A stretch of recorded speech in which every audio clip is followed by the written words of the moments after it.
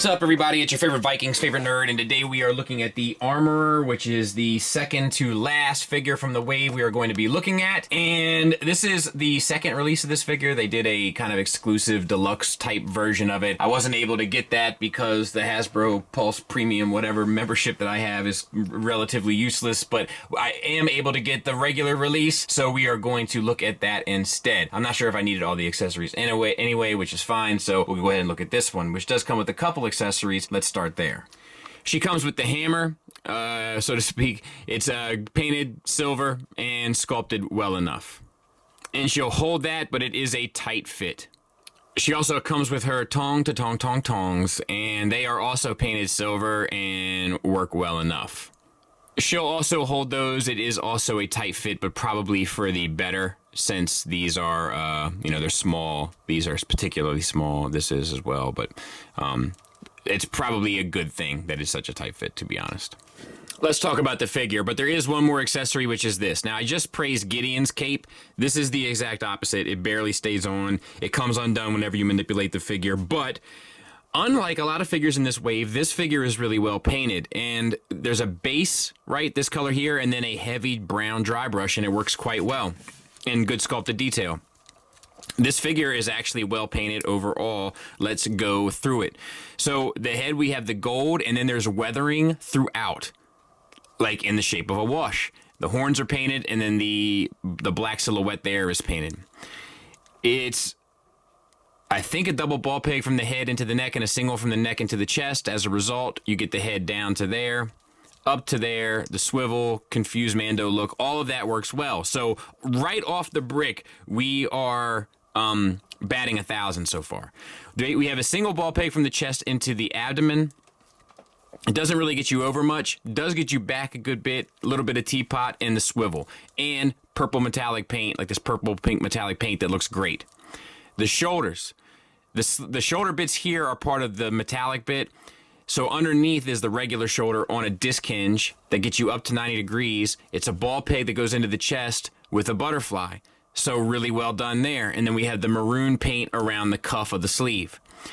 The elbow is a single hinge that gets you a little bit past 90 degrees, and the bicep swivel.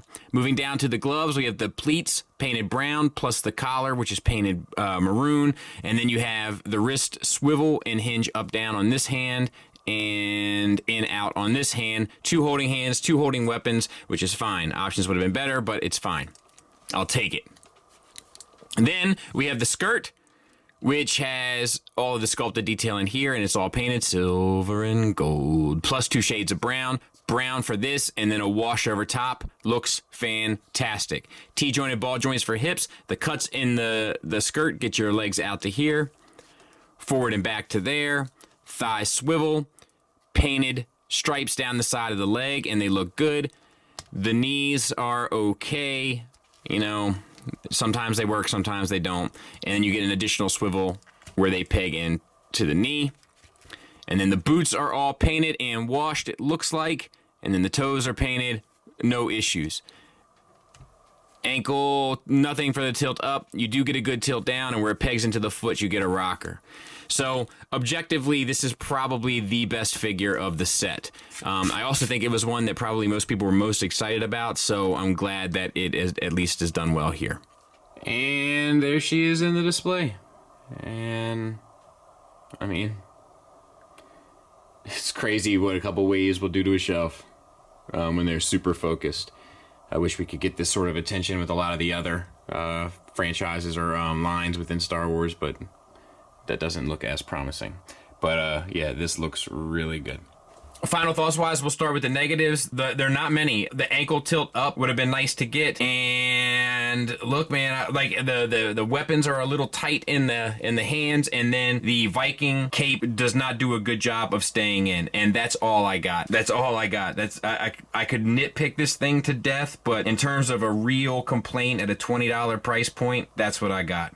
Plenty of positives though. It's sculpted beautifully, much like the rest of the wave. It's painted beautifully, unlike the rest of the wave. And what I mean by that is the deco is sharp and painted well for like all of the different color breakup and stuff, like all of the regular stuff. But then on top of that, you have detail paints. You have like the rust weathering that's added to the helmet. You have shading added to the skirt. You have washes applied to the boots. Like, no issues. Very well done. On top of that, the articulation works really well. So in all fairness, this figure is pretty much a knockout, especially at this price point. And I'm guessing that the deluxe was even better given the extra accessories and whatnot. So yeah, if you're going to get one from the wave, this is the one to get. Or if you were slightly interested in having a representation of this character, the good news is this is a good one. A really well done figure. Thanks for listening. Thanks for watching. Until next time, take care.